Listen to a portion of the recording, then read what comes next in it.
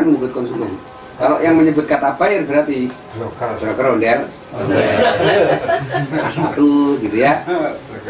Atau kalau enggak berarti bahasanya user. Jadi mindset atau struktur mental set marketing itu berarti kita dekat dengan arus yang mempertemukan kepentingan menjual maupun membeli. Oke. Nah dengan begitu, kalau kita punya mindset marketing cukup untuk bekal menjadi pengusaha properti. Karena kalau dirimu terampil berarti dirimu dekat dengan uang. Siapa yang dekat dengan uang, dia bisa mudah menyajikan portofolio atau prospektus. Kuncinya, kesimpulannya satu.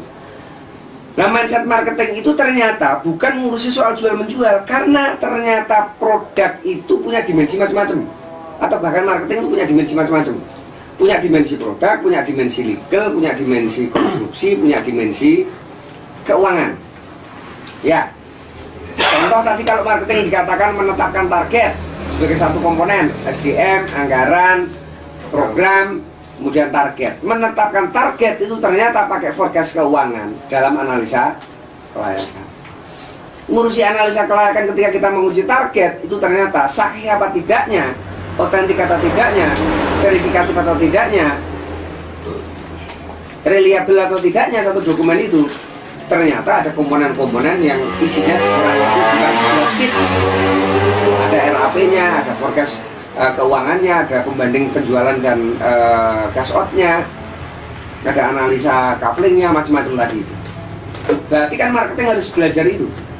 Karena itu, kalau dia pernah belajar itu, berarti menegaskan kalimat bahwa mental set marketing itu cukup untuk melangkah menjadi pebisnis. Jadi tidak ada uang. Ingat-ingat ya, tidak ada uang. Tenang aja bos, nggak ondel-ondel di luar punya mindset marketing. Setuju? Berikutnya, kalau itu Anda lakukan, melangkah entah sebagai penanggung jawab profesional marketing, sebagai owner sebuah project yang ketepatan ngurusi marketing, atau sebagai pekerja marketing atau staf marketing, manajer marketing, coba lakukan riset pasar. Riset pasar itu caranya mudah kayak tadi itu, tidak perlu rumit-rumit seperti di masa lalu. Bisa dengan online media. Kalau dirimu punya asumsi, dugaan, atau keyakinan, atau analisa, dan seterusnya itu, maka tuangkanlah itu dalam bentuk outline marketing.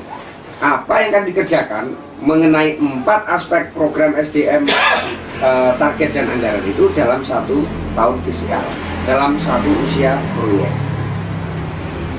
Dengan begitu maka, entah dirimu sebagai eksekutornya, entah stafmu yang akan menyampaikan, entah pimpinanmu, atau entah siapapun stakeholder atau shareholder yang berhubungan dengan proyek itu, selalu ngomongnya terperangkakan dengan baik.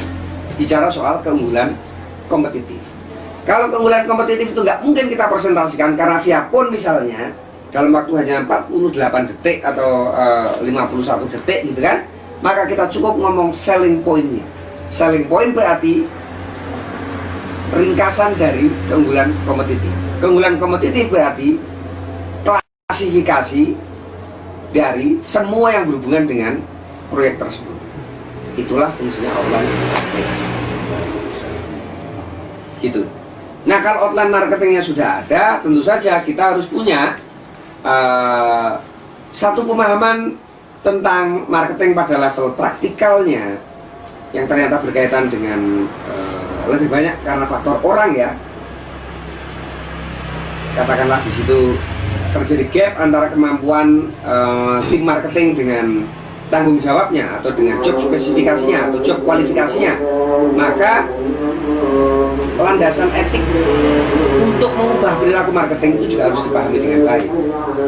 Karena tujuan kita mengubah menambah skill marketing atau mengubah orang agar lebih punya skill marketing, tapi kalau salah treatment, kamu nanti keubah karaktermu mas. Bahaya kalau ubah karaktermu. Meskipun berhasil tapi tegang, gitu kan? Meskipun sudah bekerja keras nggak kunjung-kunjung berhasil. Kenapa? Karena kamu tidak punya keyakinan misalnya. Nah itu kaitannya dengan ini, mulai dari filosofi marketing, fakta-fakta marketing, definisi umumnya, kemudian aspek dari marketing dari segi penjualnya, dari segi produknya, dari segi media iklan, dari segi daya beli, dari segi motif beli, itu adalah satu kesatuan yang dirijennya adalah kita untuk memainkan. Kapan nih aku mau pakai pendekatan aspek produk atau aspek ini dan sebagainya. Nah itu cara pelatihan diri sih mas. Masa gak sampai gula listing? Mesti sampai gula listing. Dan pada saat kesana, masa kopi ini ramah tumbuh, iya kan? Dan hati tentram, kita ngomong-ngomong kayak-kayangan. Aku roh ponakanku, aku roh mbak Yuku, gayeng, hidup itu artinya. Itu yang saya maksud, bahwa bisnis properti tidak selalu bicara soal uang. Selaras dengan doktrin, perintah, ajaran, sarannya guru kita Pak Bambang, silaturahim, sengokah. Ini maknanya itu. Terbukti itu Pak.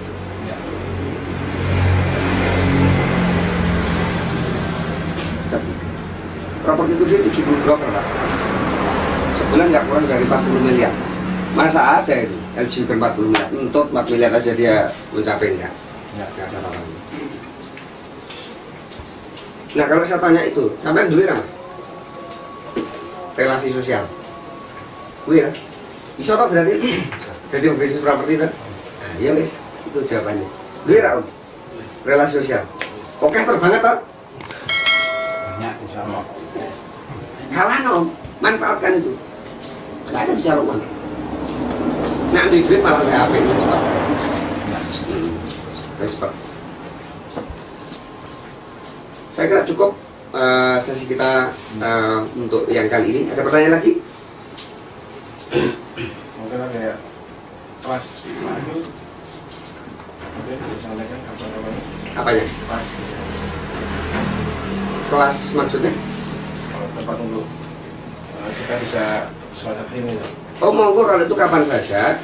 Yang harus saya garis bawahi adalah yang terpenting kalau ada mau sesi ngomong-ngomong baiknya bagaimana, mutlak syaratnya dalam platform kelembagaan KPPI.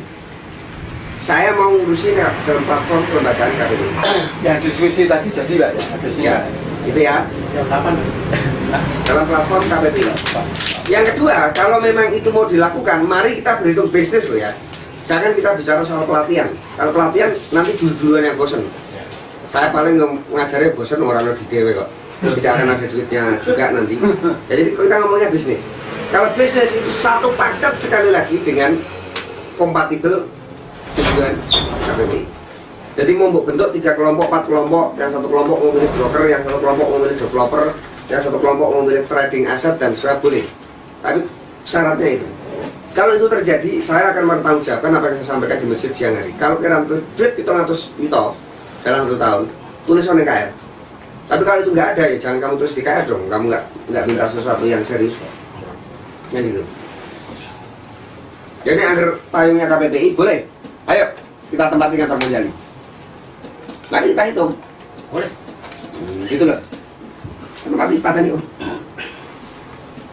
Kantor KPPI Kamu yang saya menjadi itu ya Pak ya? Jadi saya kira sesi marketing ini cukup. Alhamdulillah kita selesaikan dengan runtut. Mudah-mudahan itu memberi perspektif dasar yang memadai untuk kemudian menyadari betapa pentingnya jam belajar tambahan. Dimanapun silahkan, dimanapun. Boleh diikut workshop, boleh membaca blog, boleh membaca buku, tapi pentingnya adalah itu. Saya sudah memberikan potretnya secara umum. Ya kurang lebih itu marketing. Ada 6 di sini. Oke, matur nuwun.